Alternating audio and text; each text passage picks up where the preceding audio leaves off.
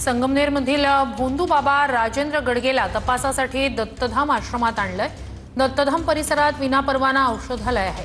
औषधांचे सॅम्पल घेतले जाणार आहेत। अन्न औषध प्रशासनाचे अधिकारी, वैद्यकीय अधिकारी देखील सोबत आहेत।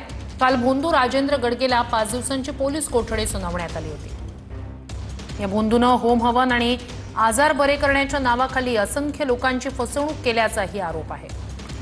अधिक या सगळ्या संदर्भात जाणून घेऊया आपले प्रतिनिधी मनोज गाडेकर यांच्याकडून। मनोज, आता नेमकं तपासासंदर्भातले अपडेट्स काय? श्रुती, आपण आता ज्या ठिकाणी उभा आहोत ती आहे दत्तधाम दरबार जो आहे त्या भोंदू राजेंद्र गडगेचा त्या ठिकाणी। आणि हे आतमध्ये जो आहे तो मोठा हॉल जो आहे त्या ठिकाणी होम हवन आणि त्यासोबत रुग्णांवर उपचार देखील करण्यात येत होते आणि ध्यान साधना देखील याच ठिकाणी करण्यात येत होती।